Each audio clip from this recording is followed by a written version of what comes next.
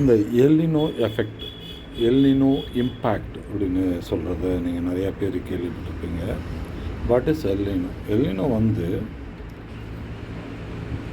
This ஓப்பலஸ்ட் to the ரிஃப்ளஸிங் விட்டல் வார்ம் வானிஸ், அதாவது ஒரு சைன். அதாவது இந்த மாதிரி நம்மளோட கிளைமேட்டிக் கண்டிஷன்ஸில், ரெயின்ஃபால்ஸில் ஒரு டிராஃப்ட், அது மாதிரி வறட்சி மாதிரியான சூழல்கள் உருவாவதில், இதெல்லாம் கடந்த காலங்களில் பசிபிக் பெருங்கடலில் இருந்த அறிகுறிகள் அடிப்படையில் அதை ஒட்டி இருக்கிற நாடுகளில் என்ன மாதிரியான தாக்கத்தை அது ஏற்படுத்தும், உலகளாவிய வெப்பநிலையில் அது என்ன மாதிரி தாக்கத்தை ஏற்படுத்துது, உலகளாவிய அளவில் ஏற்படக்கூடிய இந்த சூறாவளி மாதிரியான செயல்பாடுகள், வறட்சியின் காரணமாக ஏற்படக்கூடிய காட்டு தீக்கள், அப்புறமா இந்த தொடர் விளைவுகளால் இப்போ தொடர்ந்து இப்போ வந்து ஒரு மான்சூன் இப்போ நமக்கு வந்து சவுத் வெஸ்ட் மான்சூன் இருக்குது, சரி, தென்மேற்கு பருவமழை இருக்குது. அது வந்து இந்தியாவினுடைய பெரும்பகுதிகளுக்கு, இப்போ இங்கே அருணாச்சல் பிரதேசெல்லாம் நிறைய ஹெவி ரெயின்ஃபால் இருக்குது. இப்போ கேரளாவில் ரெயின்ஃபால் இருக்கும். இன்னும் தமிழ்நாட்டுக்கு அது வர வேண்டியது. தமிழகத்தினுடைய பல பகுதி அளவுக்கு வந்து அது அதிக மழையை கொடுக்கக்கூடிய மான்சூன் தான். கேரளாவுக்கும் அதிகமாக கொடுக்கக்கூடியது, அந்தமானுக்கு எல்லாம். இது வந்து மெயினாக இவங்க இந்த எல்னினோவை வந்து கண்டுபிடிக்கிறது, அல்லது எல்னினோவுடைய பேராமீட்டர்ஸை வந்து பசிபிக் ரீஜனில் இருக்கிற கடல்களில் இருந்து, இந்த பசிபிக் ஓசனோட இதில் பாருங்கள், அதாவது ரைசிங் ஓசன், அதாவது கடல் மட்டம் உயர்வது, ஹெவி ரெயின்ஃபால், இந்த க்ளவுட் பஸ்ட்டு, இந்த மேக பெருவெடிப்பினால் ஏற்படக்கூடிய வெள்ளங்கள், அதெல்லாம் பற்றி பேசுகிறாங்க. பசிபிக் ஓசனில் இருக்கிற பேராமீட்டர்ஸ், அந்த பேராமீட்டர்ஸ் இருக்கிற காலகட்டங்களில் உலகளாவிய அளவுக்கு என்ன மாதிரியான சீதோசன நிலை, காலநிலை ஏற்படுதுங்கிறது தான் எல்னினோ, சூப்பர் எல்னினோ. பல எல்னினோக்களை பல பெயர்கள் இட்டு அழைக்கிறாங்க. இந்த எல்னினோவால் என்ன ஆகுது? ஹெவி ரெயின்ஃபால் இருக்கலாம், வெள்ளப்பெருக்கு ஏற்படலாம். இது சவுத் அமெரிக்கா, இந்தியாவை காரணம் காட்டுறாங்க. ஆனால் பசிபிக் ரீஜனுக்கும் இந்தியன் ஓசன் ரீஜனுக்கும் உள்ளது நான் காமிக்கிறேன். அப்புறமா பெரும் வறட்சி நிலவலாம், அதாவது பருவமழைகள் பொய்த்து போகலாம், குறைந்த அளவுக்கான மழைப்பொழிவுகள் இருக்கலாம் அப்படின்றதும். இந்த மான்சூன்ஸ் வந்து வீக்கராக இருக்குது. இப்போ வந்து south west monsoon, north west monsoon. North west மான்சூனில் தான் தமிழகத்தில் பகுதி மழை பெறும். இந்த south west monsoon, north west தான் அதிகமாக இருக்கும். இந்த சவுத் வெஸ்ட் மான்சூன் தான் இந்தியா முழுக்க பகுதிகளுக்கு மழை கொடுக்கக்கூடிய பகுதி. வெஸ்டர்ன் காட்ஸுக்கு அந்த ஓரியன்ட் கேரளாவிலேருந்து அப்படி போகும், அந்தமான்லேருந்து வரும். தமிழகத்தில் பகுதி அளவுக்கு இது வந்து அந்த மழைப்பொழிவை கொடுக்கும். அந்த மழைப்பொழிவு சென்னை வரைக்கும் போகும். சென்னையில் குறைந்த அளவுக்கானதாக இருக்கும். அப்புறம் குளோபல் வார்மிங், இது குளோபல் வார்மிங் பலகாலமாக சொல்லப்படுது. உலக டெம்பரேச்சர் அதிகரிக்கிறது, அதனால் அண்டார்டிகாவில் வந்து பனிப்பாறைகள் உருகுது, அதனால் கடல் மட்டம் உயர்கிறது. இதனால் மாலத்தீவு மாதிரியான குறைந்தபட்ச கடல் உயரத்தில் இருக்கிற நாடுகள் எல்லாம் பாதிக்கப்படும் சொல்லப்படுது. இதில் என்ன பிரச்சனை வரும்? மேக் இன் இந்தியாவில் வந்து வார்மிங் இருக்கலாம், அதிக வெப்பநிலை நிலவலாம், அக்ரிகல்ச்சர் பாதிக்கப்படலாம், ஏன்னா மழைப்பொழிவு குறையும் போது. அப்புறம் அக்ரிகல்ச்சர்னால எக்கனாமிக்கல் பாதிக்கப்படலாம், எக்ஸ்ட்ரீம் வெதர் இருக்கலாம், வெதர் வந்து அன்பிரடிக்டபுளாக இருக்கலாம் அப்படின்னு சொல்கிறாங்க. இது இப்போ இருக்கிற சேட்டலைட் பிக்சரு, வானிலை கவனிங்க. இதில் நாடுகளை பாருங்கள். இதில் வந்து ஆஸ்திரேலியாவுக்கு பக்கத்தில் நியூசிலாந்து இருக்குது. இதெல்லாம் பசிபிக் ரீஜன் கண்ட்ரிஸ் தான். இது வந்து சவுத் பசிபிக் ஓஷன், ஓகேவா? அப்போது இந்த சவுத் பசிபிக் ஓஷனில் பேராமீட்டர்ஸ் மாறுது.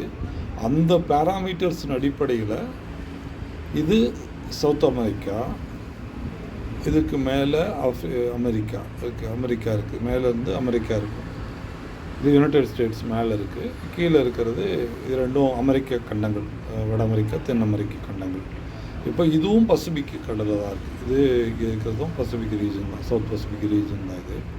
ஸோ இங்கே இருக்கிற பேராமீட்டர்ஸில் வந்து ஆஸ்திரேலியாவுக்கு இந்த பசிபிக் கடலில் தான் அது இருக்குது, அதனால் அதுக்கு இருக்கலாம். நியூசிலாந்துக்கு வரலாம். இப்போ இதெல்லாமே பசிபிக் ரீஜனில் இருக்கிறதா இருக்கும். இது ரஷ்யாவோட ஒரு பகுதியும் இங்கே வரும். ரஷ்யாவோட பகுதி பசிபிக் ரீஜனில் இருக்கா. அடுத்து ஆர்டிக் ரீஜன், இது வந்து அட்லாண்டா ஓசனில் வந்து மேலே என்ன கிரீன்லாண்டு இருக்குது மேலே.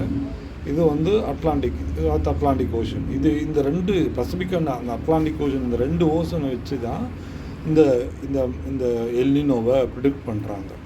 ஓகேவா? இப்போ இந்த எல்னினோவை ப்ரிடிக்ட் பண்ணதுக்கு அப்புறமா இப்போ இங்கே இருக்கிறது வந்து ஆப்பிரிக்க கண்டம். இந்த ஆப்பிரிக்க கண்டத்தில் இருந்து இப்படியே வந்தோம்னாக்க உங்களுக்கு வந்து இது இது மிடில் ஈஸ்ட் வந்துடும். இப்போ மிடில் ஈஸ்ட்டு அப்புறம் இந்தியா வந்துடும். இப்போது நம்ம வந்து பசிபிக் ரீஜனை தாண்டி அட்லாண்டிக் ரீஜனை தாண்டி அட்லாண்டிக் ஓஷனை தாண்டி திரும்ப மிடில் ஈஸ்ட்டை தாண்டி அதுக்கப்புறமா நம்ம இந்தியா இருக்கிறோம். சரி, ரைட். இப்போ இந்தியாவுக்கு இந்த பக்கம் வருமா பசிபிக் ரீஜன் அப்படின்னு பார்த்தீங்கன்னா, இப்போ இங்கே வந்து ஆஸ்திரேலியா வருதா? இப்போ நம்ம இந்தியன் ஓஷனில் இருக்கோம். இந்தியன் ஓஷன் வந்து ஆஸ்திரேலியாவோட இந்த பகுதியில் இருக்குது. இப்போ இந்த பக்கம் ஆஸ்திரேலியாவுக்கு இந்த பக்கம் பசிபிக் ரீஜன் வருது. ஸோ இந்த பசிபிக் ரீஜனோட தாக்கம் வந்து இந்தியாவில் இருக்கும் அப்படின்னு இந்தியன் ஓஷன். ஆனால் இந்தியன் ஓஷனில் இந்த மாதிரி பேராமீட்டர்ஸ் இருக்குது, ஹிஸ்ட்ரி இருக்குது. ஸோ இந்தியன் ஓஷனில் இவ்வளோ பெரிய இந்தியன் ஓஷனில் ஏதேனும் பேராமீட்டர்ஸ் இருக்குது. அது வந்து இந்தியா இந்த மாதிரியான மிடில் ஈஸ்ட்டு, அப்புறமா ஆஸ்திரேலியாவில் மாற்றங்கள், இல்லைன்னா மலேசியா, சிங்கப்பூர், இந்த மாதிரியான நாடுகளில் மாற்றங்களை ஏற்படுத்துது. இப்போ சைனா, அதுக்கு மேலே இருக்கிற ரஷ்யாவும் வந்து கிட்டத்தட்ட பசிபிக் ரீஜனில் இந்த பகுதிகளில் வரும். இந்த சைடு ஆஸ்திரேலியாவுக்கு மேலே ரஷ்யா வந்து கொஞ்சம் வரும்னு நினைக்கிறேன். இந்த சீனாவுக்கு மேலே வரும் அது ரஷ்யாவோட ரீஜன். ஸோ அப்போது நமக்கு வந்து எல்னினோ வர்றதுக்கான வாய்ப்புகள் வந்து எல்னினோனோட தாக்கம். இப்போ சரி, இந்த பசிபிக் ரீஜனில் இருக்கிற பேராமீட்டர்ஸோட எல்னினோவோட எஃபெக்டால் எந்தெந்த நாடுகளுக்கெல்லாம் பாதிக்கலாம் அப்படின்னு பார்த்தா, ஆஸ்திரேலியாவில் பக்கச்சார்பில் போகும். அப்புறமா 2 அமெரிக்க கண்டங்கள் இருக்குல்ல, வட அமெரிக்க, தென் அமெரிக்க கண்டங்களில் இந்த பாதிப்புகளை உணரலாம். பிரேசில் மாதிரியான நாடுகளில். அதுக்கு அப்புறமா அட்லாண்டிக் ஓஷனுக்கு வரணும். அட்லாண்டிக் ஓஷன்ஸை க்ரியேட் பண்ணிட்டு தான் நமக்கு வரணும். இப்படி இந்த பக்கம் வந்தால் ஆஸ்திரேலியாவை கிராஸ் பண்ணி நமக்கு இந்தியன் ஓஷனுக்கு வரணும். அப்போ நமக்கு எல்னினோங்கிற எஃபெக்ட் வந்து நம்மளோட இந்திய நாட்டுக்கு வந்து மிகப்பெரிய அளவுக்கு ஏற்படுத்தாது. எல்னினோனோட தாக்கம் என்ன? உலகளாவிய அளவுக்கு வெப்பநிலை உயருது அப்படின்னா உயரும். அது எல்லா நாடுகளுக்கும் உயருது அப்படின்னா உயரும். இப்போது இந்த அட்லாண்டிக் அப்படின்ற அந்த ரீஜனில் தான் அதிகப்படியான பனி உருகுதல் நடக்குது. ஏன்னா இப்போ இங்கே ஆர்டிக்கோட பகுதிகளோட மெயினாக தொடர்புடைய பகுதிகள்லாம் அமெரிக்கா, கிரீன்லாந்து, இதெல்லாம் தான் ஆர்டிக்கோட தொடர்புடைய நாங்கள். ரஷ்யா, இதெல்லாமே ஆர்டிக் அண்ட் அட்லாண்டிக்கோட தொடர்புடையவர்கள். பனி அதிகமாக உருகுது அப்படின்னா, இப்போ இந்தியாவுக்கு பனி அதிகமாக உருகுது, இந்தியன் ஓஷன் உயருமானா முதல்ல வந்து பசிபிக் உயரும், அப்புறம் அட்லாண்டிக் உயரும். அதுக்கப்புறமா தான் நமக்குடைய இந்தியன் ஓஷன்ஸோட தாக்கத்தை ஏற்படுத்தணும். இப்போ இவங்க பயமுறுத்துனது வந்து இந்தியன் ஓஷனில் இருக்கிற மாலத்தீவு முழுகும் நாங்கள். ஆனால் பல தீவுகள் மூழ்கி இருக்குது. அந்த தீவுகள் எல்லாம் பசிபிக் ரீஜனில் இருக்கிற தீவுகள் தான் மூழ்கி இருக்குது. அதாவது கடல்லிருந்து குறைந்தபட்ச உயரத்தில் இருந்த பல தீவுகள் அமெரிக்க கட்டுப்பாட்டில் இருந்த, ரஷ்ய கட்டுப்பாட்டில் இருந்த பசிபிக் ரீஜன் அண்ட் அட்லாண்டிக் ரீஜனில் இருக்கிற தீவுகள் தான் மூழ்கி இருக்குது. ஸோ அதனால் கடல் மட்டம் உயர்வதாலோ அல்லது உலக வெப்பநிலை 1.5 டிகிரி வந்து ரைஸ் ஆனாலோ ஆர்டிக் பகுதிகளிலிருந்து வரக்கூடிய ஆறுகளால் ஏற்படக்கூடிய உயர்வான கடல் உயர்வுங்கிறது வந்து முதலில் அமெரிக்க மற்றும் அதை சார்பு இருக்கிற நாடுகளுக்கு முதல்ல தாக்கத்தை ஏற்படுத்திட்டு, அதற்கு பிறகு வந்து அதை ஒட்டி இருக்கிற ஆஸ்திரேலியாவில் அதனுடைய தாக்கங்களை நம்ம உணர முடியும். அதற்கு அடுத்தது அமெரிக்க நாடுகளில் அதனுடைய தாக்கத்தை உணர முடியும். அதற்கு பிறகு வந்து இந்த ரீஜனில் கிரீன்லாந்து இந்த மாதிரியான ரீஜனுக்கு வந்து வரும். அதுக்கு பிறகு வந்து மிடில் ஈஸ்டில் இருக்கிற நாடுகளாக இருக்கிற சவுத் ஆப்பிரிக்கா, அப்புறமா இந்த மடகாஸ்கர் இந்த சைடில் இருக்கிற மடகாஸ்கரை தாண்டி தான் இந்தியாவுக்கு வரும். மடகாஸ்கர் இந்த சைடில், இது இந்தியன் ஓஷனில் இருக்குது மடகாஸ்கர். ஸோ மடகாஸ்கர் இதுக்கெல்லாமே வந்துட்டு அதுக்கப்புறமா தான் நமக்கே வரும். இப்போ நடுவில் வந்து ஆஸ்திரேலியாவிலேருந்து பசிபிக் ரீஜனில் வந்தாலும் இந்தியன் ஓஷன், அந்த இந்தியன் ஓஷனில் இருக்கிற மடகாஸ்கர், அப்புறமா ஆப்பிரிக்க கண்டங்களுக்கு அங்கோலா, ஆப்பிரிக்க நாடுகள் எல்லாத்தையும் தாண்டி சவுத் ஆப்பிரிக்காவை தாண்டி தான் சவுத் அட்லாண்டிக் ஓஷன், அதான் இது 2க்கு நடுவில் வரும். நம்ம வந்து இந்தியா வந்து முன்னாடி வந்துடுவோம், ஆஸ்திரேலியாவுக்கு முன்னால் மேலே வரும். கரெக்ட் தான்.